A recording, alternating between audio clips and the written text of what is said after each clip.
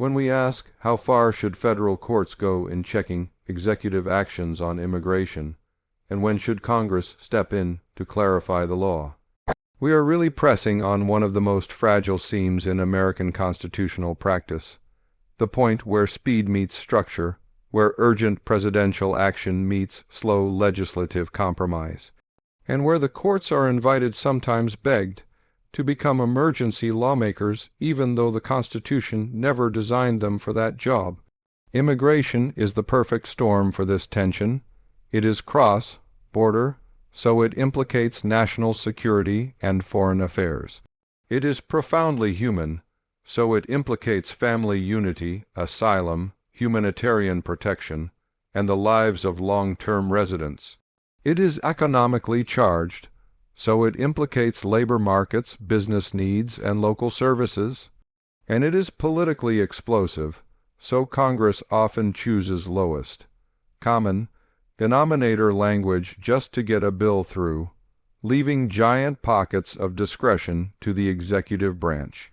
Every time the world changes quickly, conflict in one region, a natural disaster, a sudden spike at a single border crossing, a new cartel route, or simply a new administration with a different theory of border enforcement, presidents reach for those discretionary pockets. They issue proclamations, they create deferred action frameworks, they announce temporary protected statuses, they reprioritize removals, they tell agencies to process some categories faster and others slower.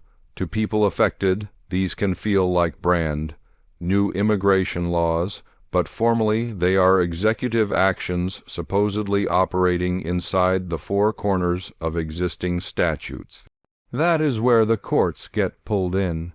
Litigants say, "This goes too far. Congress never gave you that much room." The executive says, "Congress gave me broad, open-textured language because immigration requires elasticity." And the court is stuck between two bad outcomes. If it strikes the action down too aggressively, it risks paralyzing the political branches in an area where responsiveness is vital. If it upholds everything under the sun, it risks turning an old, vague statute into an all-purpose permission slip for whichever president happens to be in office. So the real task is to articulate a principled, replicable line. Federal courts should go as far as necessary to defend the statute, the Constitution, and the procedural choices Congress deliberately embedded in immigration law, but no further. They should intervene strongly when an executive action contradicts a clear textual limit, like a numerical cap, a mandatory detention requirement, a specified visa category, or an eligibility rule that Congress set after hard bargaining. They should intervene when the executive wraps a purely domestic policy preference in the clothes of foreign affairs or national security, just to escape review, because national security language cannot become a magic wand that wipes away statutory boundaries. They should intervene when the executive bypasses procedures that Congress used as safeguards notice, and comment case-by-case findings, individualized assessments, because process is part of substance in immigration.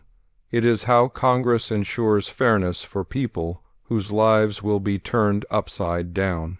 But outside those zones, where Congress used open words like "in the national interest," for urgent humanitarian reasons, or as the Secretary deems appropriate, courts should narrow their gaze, ask whether the action is at least plausibly tethered to the statute, and then let the political branches own the policy consequences. That kind of calibrated review keeps courts from becoming super agencies while still preserving their role as guardians against executive shortcutting. And crucially, it sends a clear signal to Congress. If you do not want presidents to stretch these clauses, say so in text. If you do not want nationwide programs rooted in prosecutorial discretion, define the outer limits. If you want humanitarian tools but not permanent amnesties, legislate the distinction. Courts should not be shy about saying, in opinions and in reasoning, we are upholding this only because Congress wrote broadly. If Congress wants a narrower immigration regime, the remedy is legislation, not litigation. That's the healthy version of judicial modesty in immigration, not surrender to the executive, but deference anchored in statutory design, paired with a persistent invitation to the legislative branch to stop governing by silence. From the judicially cautious perspective associated with long-serving appellate judges, think of the approach someone like Judge Edith Jones has articulated in Separation of Powers and Administrative Law settings. The worst outcome is not a strong executive order, but a judiciary that quietly rewrites immigration law under the banner of interpretation. Courts are good at some things: reading text, enforcing procedural regularity, spotting genuine constitutional problems, and insisting that agencies stay within the four walls Congress built. They are not as good at balancing foreign policy signals from allies, predicting migration flows after a hurricane, estimating the absorptive capacity of local school districts, or deciding whether a 5-year or 3-year humanitarian status best protects both migrants and labor markets. Those are political and administrative judgments, not judicial ones. So when a president acts in a statutory space that Congress intentionally left pliable, say, to suspend certain entries temporarily, or to reprioritize removals toward people with recent unlawful entries, or to extend protection to people from a country in turmoil, the restrained judge says, the question is not whether I like this policy. The question is whether the statute, fairly read, lets the president stand here. If it does, then even a controversial action survives. That restraint is not weakness, it is fidelity to structure. It also prevents something we have seen too often in the past decade: coast-to-coast injunctions from a single district court that effectively give one set of litigants in one part of the country a veto over national immigration policy. A restrained judiciary would reserve that kind of sweeping relief for clear statutory or constitutional violations, not for close calls or policy disagreements. At the very same time, however, a legislative voice like Representative Jasmine Crockett's can fairly respond. Judge, the reason you are seeing so many close calls is because Congress left you close calls. Immigration law is full of 1990s and 2000s assumptions, trying to govern 2020s and 2030s migration realities. When Congress leaves phrases like national interest or urgent humanitarian reasons dangling without definitions, it is almost begging presidents to test their limits, especially presidents under pressure from humanitarian advocates, border state officials, business leaders, or international partners. And when presidents test those limits, interest groups sprint to court, forcing judges to make policy-scented decisions under the guise of statutory interpretation. That loop will not stop until Congress breaks it by clarifying, updating, and, where necessary, narrowing delegations. Congress can say, temporary means temporary, not rolling renewals forever. Protection means protection from removal, not automatic work authorization. National security means security, not generalized economic preference. Congress can also reduce the incentive to chase nationwide injunctions by specifying the appropriate scope of relief in immigration cases, making clear when uniformity is essential and when, as applied or circuit-level relief is enough. Far from being an encroachment on judicial power, that kind of specificity would be an act of institutional respect. It would tell courts, you do not have to improvise a whole immigration framework. Every time an administration changes, here is the framework. And it would tell presidents, if you want durable, generous, or innovative immigration programs, do not rely on executive discretion alone. Come to Congress. In other words, The path to stability is not for courts to get louder and presidents to get bolder. It is for Congress to get clearer. A clear immigration statute gives judges something sturdy to enforce and gives executives something real to implement. A vague statute, by contrast, guarantees a cycle of presidential stretching, judicial trimming, and public confusion. So on this question, how far should courts go and when should Congress step in, the best constitutional answer is a division of labor. Courts go as far as text, procedure, and the Constitution plainly demand. Executives act energetically but within those fences, and Congress, instead of hiding behind ambiguity, modernizes the fences so that neither presidents nor judges have to pretend to be what they are not. Still, even if we get the balance right between courts that enforce but don't invent, and a Congress that finally stops legislating in fog, there is a third audience we cannot ignore in immigration: the public, the employers who need lawful workers, the border communities that absorb the first wave of arrivals, the mixed-status families who live with daily uncertainty, and the broader electorate that wants both compassion and control. If immigration policy is made mostly through aggressive executive action and fast, high-profile litigation, the public will reasonably conclude that the rules are temporary, partisan, and vulnerable to the next election or the next lawsuit.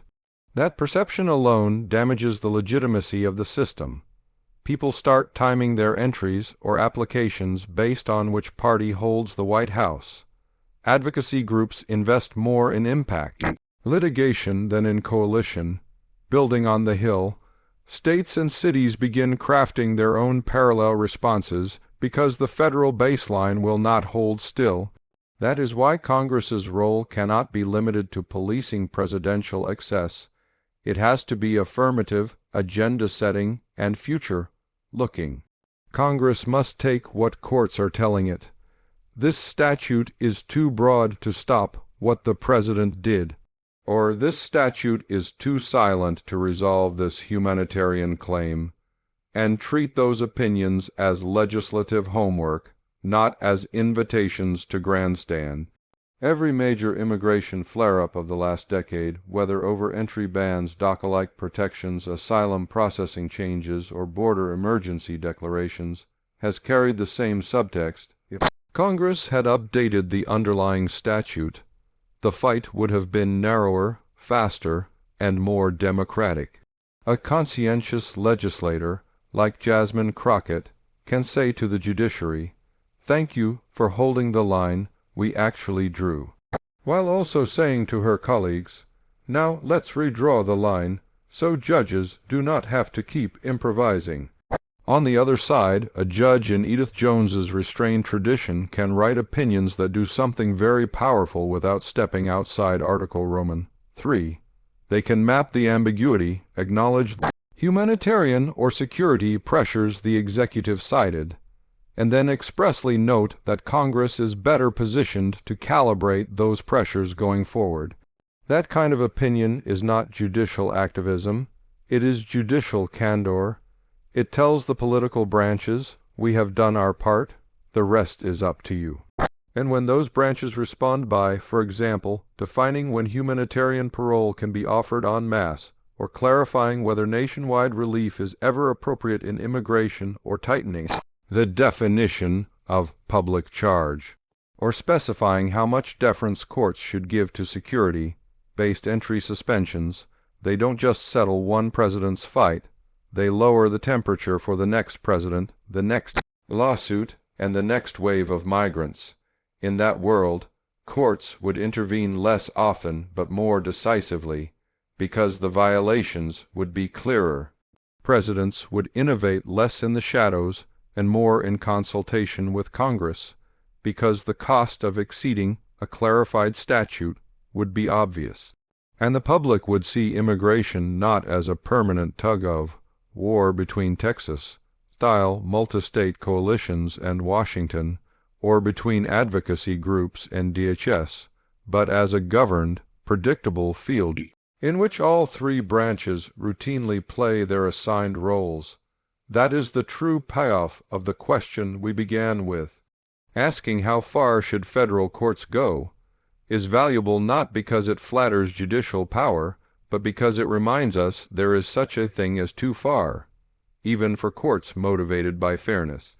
Asking when should Congress step in is valuable not because Congress always has the votes, but because it reminds us that democratic legitimacy depends on elected lawmakers actually taking positions, not on judges untangling decades of ambiguity, and not on presidents testing every inch of open, textured authority. If we can normalize that rhythm executive moves within statutory space, court checks on clear overreach, congressional clarifications, after recurring disputes, immigration policy becomes sturdier, more humane, and more consistent with separation of powers. And if we fail to normalize it, we will keep living in the pattern we know too well: presidents governing by guidance and urgency, courts governing by injunction and stay, and Congress governing mostly by silence, while real families and real communities try to plan their lives under rules that can change the moment a new administration takes office or a single judge in a single district says no